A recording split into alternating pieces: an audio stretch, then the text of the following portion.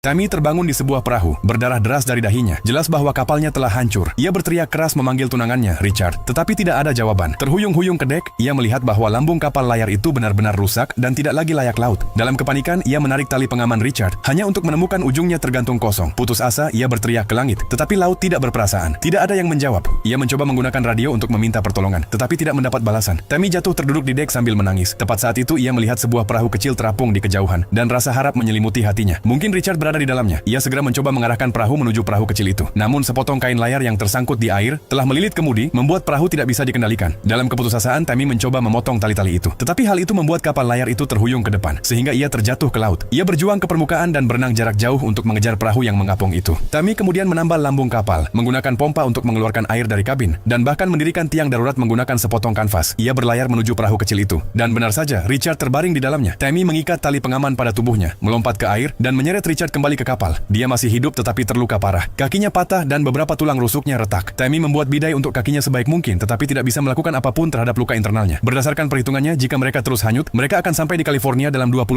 hari. Untuk menghemat waktu, ia memutuskan untuk mengubah arah ke Hawaii. Langkah berisiko yang bisa membahayakan nyawa mereka. Richard tidak bisa bergerak dan tidak bisa membantu. Tetapi kehadirannya memberi Tammy kekuatan. Ia menjahit luka di kepalanya sendiri, memperbaiki sistem air tawar, dan mereka bertahan dengan persediaan makanan serta air yang terbatas. Pada hari kelima, mereka hanyut keluar jalur. Tammy menemukan sepotong kanvas tersangkut di bawah perahu, dan berjuang untuk melepaskannya agar tidak memperlambat perjalanan mereka. Pada hari ke-10, luka internal Richard memburuk dan kakinya mengalami infeksi yang mengerikan. Tammy tidak bisa berbuat apa-apa selain menyaksikan dengan putus asa. Persediaan makanan dan air mereka mulai menipis. Sebagai seorang vegetarian, Tammy tidak punya pilihan selain mencoba memancing dengan tombak, namun gagal. Untungnya, hujan datang dan memberi mereka persediaan air baru. Pada hari ke-18, Tammy menemukan beberapa botol bir di kabin yang mereka minum bersama. Pada malam ke-29, sebuah kapal besar muncul di dekat mereka. Tammy menembakkan suar, tetapi kapal itu tidak berhenti. Baru kemudian ia menyadari bahwa seluruh kejadian itu hanyalah halusinasi. Keesokan harinya, infeksi di kaki Richard memburuk, mengeluarkan bau mengerikan. Jelas kaki itu tidak bisa diselamatkan. Pada hari ke-33, Richard mengalami demam tinggi dan hampir meninggal. Tammy yang lemah karena kelaparan pingsan. Saat ia terbangun, Richard sudah tiada. Saat itu ia menyadari semuanya hanyalah halusinasi. Richard tidak pernah diselamatkan. Semua yang ia pikir dialami bersamanya hanyalah cara pikirannya untuk bertahan. Semua percakapan yang ia lakukan hanyalah dengan dirinya sendiri. Tammy menangis, tetapi setelah itu ia menemukan kekuatan. Ia melompat kembali ke laut dan berhasil menangkap ikan besar. Meskipun seorang vegetarian, ia membelah dan memakannya. Melakukan apa yang harus ia lakukan untuk bertahan hidup. Pada hari ke-41, Tammy akhirnya melihat daratan. Ia menembakkan suar sinyal dan penjaga pantai merespons. Mereka memberinya makanan dan air, serta menarik perahunya kembali ke pantai. Tammy diselamatkan. Beberapa waktu kemudian, Tammy kembali ke kapal layar Richard. Melihat foto-foto kenangan manis mereka di dinding kabin, ia menangis terseduh-seduh. Perahu ini telah membawa begitu banyak cinta mereka, tetapi Richard telah tiada selamanya. Film ini didasarkan pada kisah nyata dari tahun 1983. Richard tragis meninggal dalam badai pada usia 33